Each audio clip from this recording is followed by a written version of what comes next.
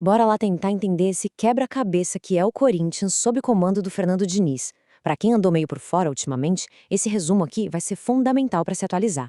Então, qual é a grande questão do Corinthians do Diniz? É exatamente esta. O time não perde, mas não convence. No papel, os resultados são ótimos, só que a história dentro de campo é bem diferente. Para a gente sacar o que está rolando, vamos começar olhando o impacto logo de cara do Diniz nos seus primeiros jogos no comando do time. Olha só, em 3 competições diferentes, hein? O retrospecto é esse aí: 3 vitórias e 2 empates. Ou seja, até agora o time segue invicto sob o comando dele. Nada mal, né? É aqui que a coisa fica interessante, porque, apesar dos resultados, a crítica, os analistas, estão dizendo que as atuações foram. Olha, a palavra horrorosas chegou a ser usada, bem abaixo do que se espera. E aí a gente tem os dois lados da moeda que precisamos analisar. Então vamos lá. Vamos olhar esses dois lados da moeda. Começando pelo que talvez seja a maior surpresa, a grande força do time nesse momento: a defesa.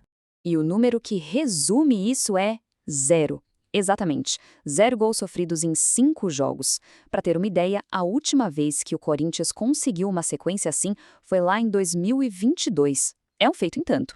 E essa fala do próprio Diniz explica tudo. Ele mesmo faz questão de dizer que essa solidez não é mérito só da zaga, mas sim de um esforço do time inteiro, um trabalho que começa lá com os atacantes. Todo mundo tem que colaborar. Ok, se a defesa virou uma fortaleza, o ataque é outra história. É um quebra-cabeça bem mais complicado de montar. O time até marcou seus gols, foram 5 em 5 jogos, o que, ok, parece razoável. Mas o problema mesmo, a grande preocupação, é a criação. No último jogo da Copa do Brasil, por exemplo, o time só conseguiu chutar a gol 3 vezes. 3 vezes. É um número muito baixo. Tá, mas por que o ataque tá tão inofensivo? O que tá pegando? A gente consegue apontar alguns fatores bem claros para isso. Primeiro, e talvez o mais óbvio, falta de treino. O Diniz mal chegou e já caiu numa maratona de jogos, sem tempo para implementar aquele estilo de jogo dele, mais complexo. Segundo, o rodízio no elenco.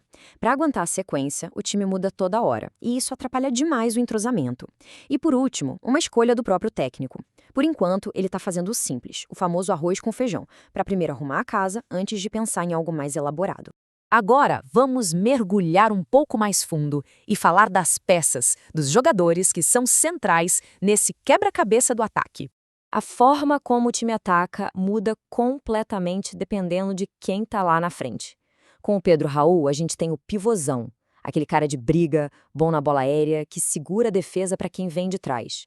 Já com o Yuri Alberto, a história é outra. É velocidade, é atacar o espaço nas costas da zaga, um jogador mais móvel, mais técnico. E para complicar ainda mais esse cenário, vem as lesões. A mais sentida, sem dúvida, é a do ponta Kaique. Ele tinha virado titular de confiança do Diniz, jogou os 5 jogos, a lesão no joelho pareceu séria, ele saiu de campo chorando, e a ausência dele abre um buraco enorme ali na criação.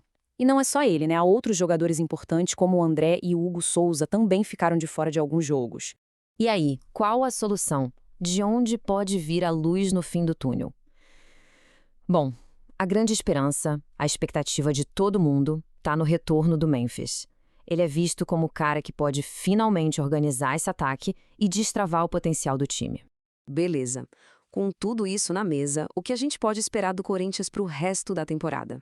E essa tabela aqui mostra o grande contraste do momento. Enquanto o time está indo super bem nas Copas, tanto na do Brasil quanto na Libertadores, a situação no Brasileirão é preocupante. O time hoje se encontra na zona de rebaixamento. Isso quer dizer o quê? Que o foco agora, prioridade máxima, tem que ser o campeonato. Partidas como a contra o Vasco, por exemplo, viram uma verdadeira final. Não dá para sonhar com título em Copa e esquecer que tem que fugir do perigo no Brasileirão. E no fim das contas, a gente volta para a pergunta principal. Com uma defesa que virou uma muralha, mas um ataque que ainda é uma obra em andamento, até onde esse Corinthians pode chegar? A resposta para essa pergunta vai depender totalmente de como e principalmente quando esse ataque vai finalmente engrenar. É isso que vai definir toda a temporada do Timão.